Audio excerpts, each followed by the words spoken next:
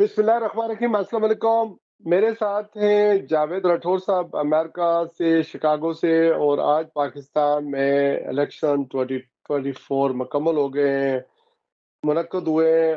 उस हवाले से ओवरऑल गुफ्तगू करते हैं कि इन इलेक्शंस को जावेद राठौर साहब कैसे देख रहे हैं। दूसरा ये कि क्या पाकिस्तान में इन इलेक्शन के बाद जो हुकूमत बनेगी उसमें क्या वो पाकिस्तान के अंदर, आपको पता ही है कि जिस तरह के हालात हैं, सियासी तौर पर इस्तेकाम पैदा होगा नहीं होगा, दाखिली माज है, फिर खारजी माज है, इसके अलावा हमारी मैशत का बड़ा चैलेंज है। तो ये हुकूमत क्या किस तरह की होगी, और इन इंतखाबात ये जो मुनक्कद हुए इनकी साख को अमेरिका में, यूरोप में कैसे देखा जा रहा है। जी अस्सलाम वालेकुम, बहुत शुक्रिया जावेद राठौर साहब। क्या कहिएगा, इलेक्शन तो बहरहाल खुदा खुदा करके मुनक्कद हुए, बहुत जी बड़ा टर्न आउट था, मोबिलाइजेशन बहुत ज्यादा थी। आप इनको किस तरह देख रहे हैं? जी वालेकुम सलाम शिराज साहब। जहाँ तक इलेक्शन की बात है कि इलेक्शन को किस तरह देखते हैं, मेरा ख्याल है ये हकीकत तो सारी दुनिया को मालूम है कि इलेक्शन से पहले प्री पोल रिगिंग की गई। यानी एक पार्टी की मकबूलियत से हमारी इस्टेब्लिशमेंट और हमारे मुक्तदर हलके इतने खौफजदा थे कि उन्होंने उस पार्टी को पूरी तरह सप्रेस किया और उसके लीडर को जेल में डाल दिया। फिर उसके बाद उन्होंने उस पार्टी से निशान भी ले लिया, लेकिन इसके बावजूद फिर उन्होंने उस उनके लीडर को सजा भी दे दी और उनका असली निशान लेकर, बल्ला जिसको हर शख्स जानता था, उसको लेकर उनको जूते और वो डंडे और पता नहीं क्या क्या चीजें दे दी। तो नतीजा ये हुआ कि लोग और ज्यादा डिटरमिन्ड हो गए, क्योंकि जब लोग देखते हैं कि उनके सामने एक गलत हो रहा है तो फिर वो लोग बर्दाश्त नहीं कर सकते। हत्ता कि मेरा ख्याल है कि बहुत सारे लोग जो सियासत में कभी इन्वॉल्व नहीं होते थे या पीटीआई के या इमरान खान के खैर ख्वाह नहीं थे, उन्होंने भी इसको बुरा समझा और वो भी उसके खिलाफ हो गए। और जिसका नतीजा ये देखा आपने कि आज जब इलेक्शंस हुआ तो हर तरफ लोगों की कतारें ही थी और सुनने में ये आया कि ज्यादातर कतारें जो है वो उन इंडिपेंडेंट कैंडिडेट्स के लिए थी जो पीटीआई के हमायत याफ्ता थे। इवन इस्लामाबाद से मुझे एक दोस्त ने बताया कि वो वोट देने वहां गए तो वो दूसरे बिल्कुल खाली थे, बंदा ही कोई नहीं था, उधर सिर्फ पीटीआई का राज था। तो इसके बावजूद अब इससे जो समझ आया है इस इलेक्शन में, जो कुछ आज देखा हमने, उसके बाद एक जो चीज समझ आती है, हमें तो खैर बहुत पहले ही समझ आ रही थी, तो मेरा ख्याल है मुक्तदर हलकों को भी ये समझ आनी चाहिए कि आप अवाम की राय को ताकत के जरिए सप्रेस नहीं कर सकते। अवाम सही। एक पार्टी के साथ है, एक लीडरशिप के साथ है, और अगर उस लीडरशिप वो आपको पसंद नहीं है, तो आप उसको अवाम से अलग नहीं कर सकते। अगर आप ऐसा करेंगे तो उसका नुकसान ज़ाहिर है सिर्फ़ और सिर्फ़ मुल्क को हुआ है, और पिछले 2 साल से जो हमारी इकॉनमी का सत्यानाश हुआ, लोगों का तर्ज़ ज़िंदगी कितना नीचे चला गया, तो ये सारा आपके सामने है। अब बात हो गई, दूसरा सवाल जो आपने किया कि इलेक्शन के बाद हुकूमत कौन-सी बनेगी? देखिए, अभी ये भी खबरें आई हैं कि 11 बजे के बाद उन्होंने इलेक्शन के नताइज रिलीज़ करना बंद कर दिए।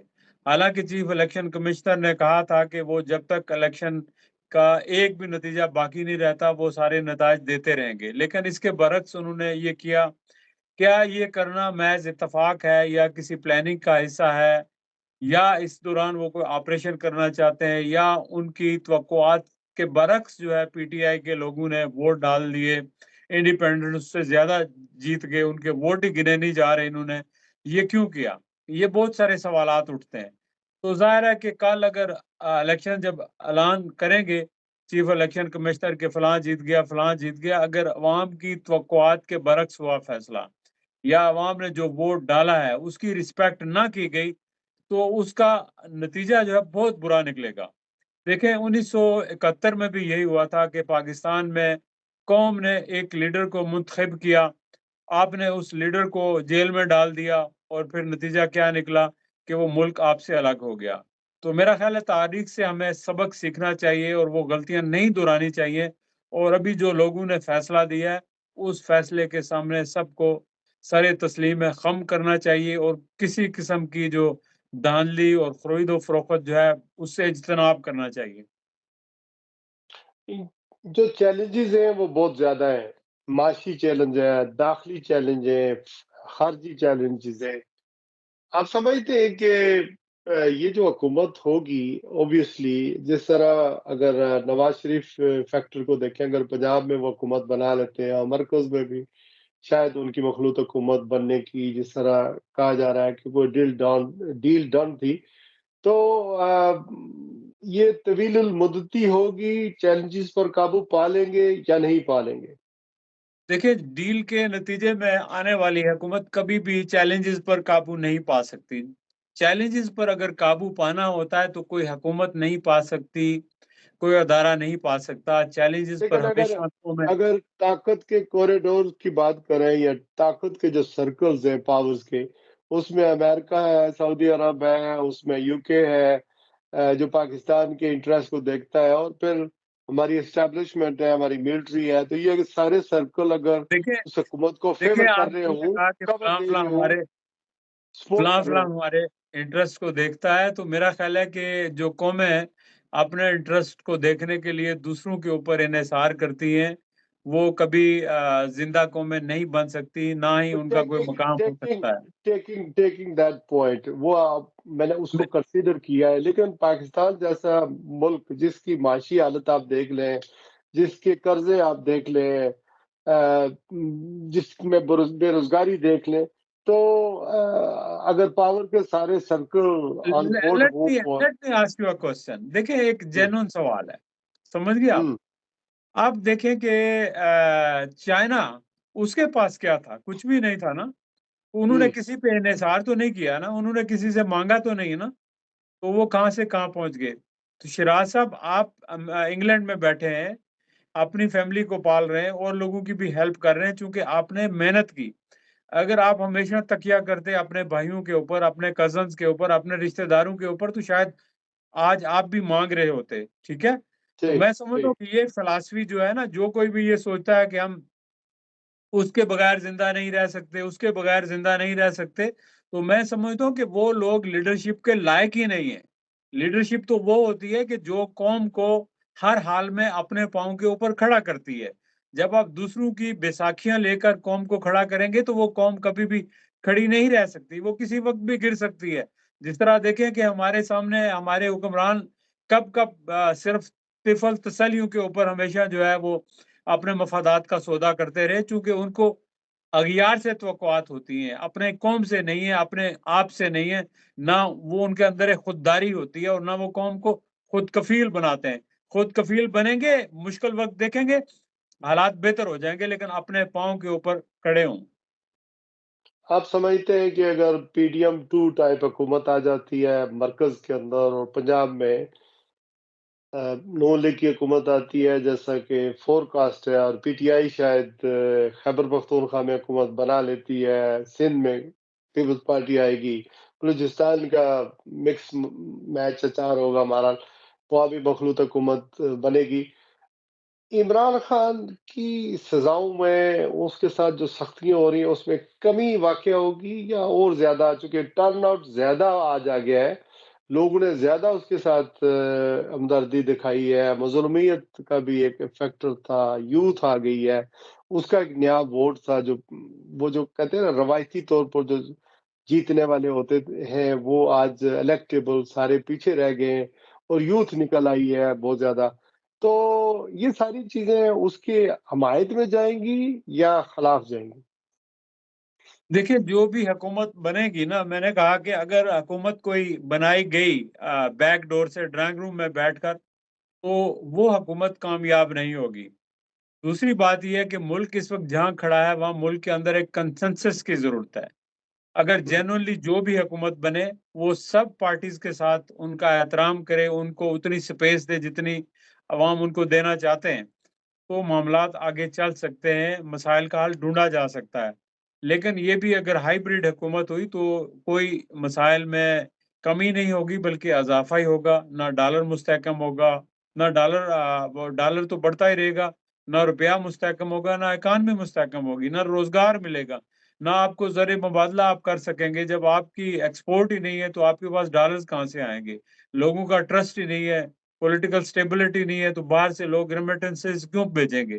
تو انویسٹر کیوں انویسٹ کریں گے؟ تو اس کے لیے ملک کے اندر جو ہے نا ایک سازگار ماحول ہو، آئین اور قانون کی بالادستی ہو اور عدل کا نظام صحیح کام کرے، تو تبھی آپ کے باہر کے انویسٹر بھی آئیں گے، ورنہ کوئی بھی نہیں آئے گا۔ اچھا، آپ نے دیکھا ہوگا کہ الذوالفقار بنی، پھر 13 اغوا ہوا، پیپل پارٹی کے ساتھ جس طرح کے معاملات ہوئے وہ معاملات سیٹل ہو گئے، پھر آپ نے دیکھا ڈاؤن لیگ آئی، لیکس ہوئی، پھر میمو گیٹ سکینڈل آیا، اسی طرح 9 مئی کا واقعہ ہوا، وہ پی ٹی آئی کے کھاتے میں، عمران کے کھاتے میں جا رہا ہے، تو یہ بھی وہ معاملات سارے جو ہیں پچھلے وہ سیٹل ہو گئے، تو یہ بھی آپ سمجھتے ہیں کہ یہ پچھلے 2 سالوں میں سزا یا 1 سال میں سزا بھگتی ہے ساری پی ٹی آئی نے بھی اور عمران خان نے بھی، اب کہیں مزید کوئی گنجائش ہوگی یا پھر ریونج یا دیکھیں انتقام یا اس کو دیکھیں زیادہ ان کو سزائیں ملے گی اس حوالے سے جو آ، 9 مئی کا واقعہ ہے، یہ کیسے دیکھیں سیٹل ہوتا ہو آپ دیکھ رہے بڑا آپ نے اہم سوال کیا ہے۔ ہیں؟ میں سمجھتا ہوں کہ اگر ہم پرانی غلطیوں کو دہراتے رہے اور جس طرح سے پچھلے 70-75 سالوں سے کر رہے ہیں، ان غلطیوں سے سبق نہ سیکھا تو ہم آگے نہیں جا سکتے۔ آگے جانے کے لیے ضروری ہے کہ وسیع القلبی، وسیع النظری کا مظاہرہ کیا جائے اور اپنا اپنا کام کیا جائے۔ اگر ہم جو ہے معاملات میں دوسروں کے معاملات میں مداخلت کریں گے اور اپنا کام صحیح نہیں کریں گے تو کبھی بھی حالات ٹھیک نہیں ہو سکتے۔ اپنی ہماری فوج کو پروفیشنل ہونا چاہیے، پالیٹیشین کو پیور پالیٹیشین ہونا چاہیے، ان کو جا کے بزنس نہیں کرنا چاہیے، سیاست میں نہ کرپشن کرنی چاہیے۔ اسی طرح جو لوگ بیوروکریسی کے ان کو پیورلی جو ہے نا سول سرونٹ ہونا چاہیے۔ جرنلسٹ کو بھی ایماندار دیانتدار ہونا چاہیے۔ ججز کو بھی جو ہے اللہ کے علاوہ کسی سے نہیں ڈرنا چاہیے، نہ کسی کی ڈکٹیشن لینا چاہیے۔ جب تک ہم سیدھے راستے پر سارے لوگ نہیں ہوں گے، پورا معاشرہ نہیں ہوگا، تو حالات کبھی بہتر نہیں ہو سکتے۔ وقتی طور اوپر نیچے ہوتے رہیں گے، لیکن ملک نہ سٹیبل ہو سکتا ہے، نہ اپنے پاؤں پر کھڑا ہو سکتا ہے، نہ دنیا میں اپنا مقام اور عزت بنا سکتا ہے۔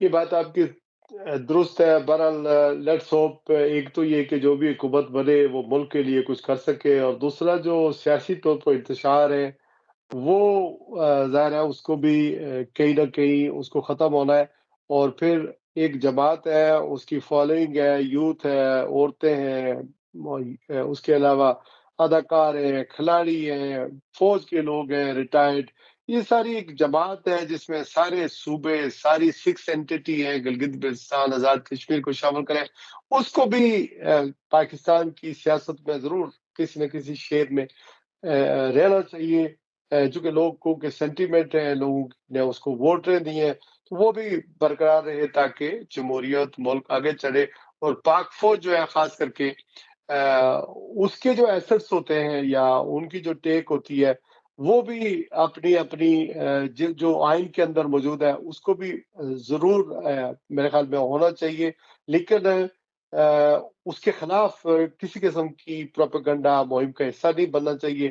یہ جو بھی لوگ کر رہے ہیں وہ عمران خان کے کھاتے میں پڑ رہے ہیں، وہ پی ٹی آئی کے کھاتے میں پڑ رہی ہیں، حالانکہ وہ ہو سکتا ہے دشمنی میں کر رہے ہوں، ہمدردی میں نہ بھی کر رہے ہوں۔ اپنا بہت سارا خیال رکھیے گا سر جاوید صاحب، آل دا وے فرام امریکہ، جہاں سے پوری دنیا کو کنٹرول کیا جاتا ہے بلکہ نچایا جاتا ہے۔ آل دا بیسٹ، السلام علیکم ورحمۃ اللہ وبرکاتہ۔